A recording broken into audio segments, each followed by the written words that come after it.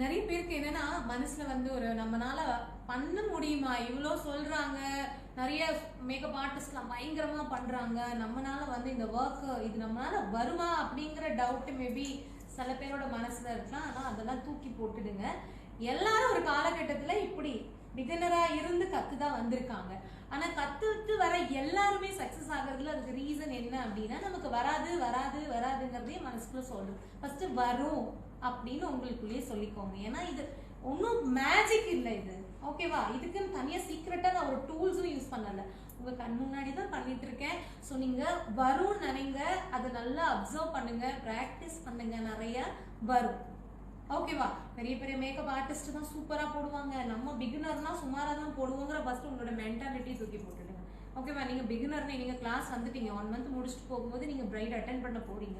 So இங்கிருந்து முடிச்சுட்டு போகும்போது நீங்க இப்ப வந்த நாள் தான் பிகினர், முடிச்சுட்டு போகும்போது நீங்க ஆர்டிஸ்ட்.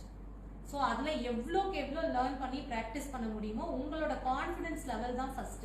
நான் என்னதான் கத்தி கத்தி சொன்னாலும் எக்ஸ்பிளைன் பண்ணாலும் உங்களோட கான்ஃபிடன்ஸ் லெவல் இருக்குல்ல, அதுதான் இம்பார்ட்டன்ட். ஸோ அதை சொல்லிக்கிட்டே இருங்க உள்ளுக்குள்ள, என்னால முடியும் முடியும், எனக்கு வரும். ஏன் அவங்களுக்கு மட்டும்தான் வருமா, எனக்கும் நினைச்சுக்கோங்க, ஏன் இவங்களுக்கு மட்டும்தான் வருமா, எனக்கு வரதா என்ன அப்படின்னு உங்களுக்கு நீங்களே சொல்லிக்கோங்க. ஏன்னா நான் எப்பவுமே அப்படிதான் நினைப்பேன். ஓகேவா? என்னையும் உங்களோட காம்படிட்டர் எடுத்துக்கோங்க.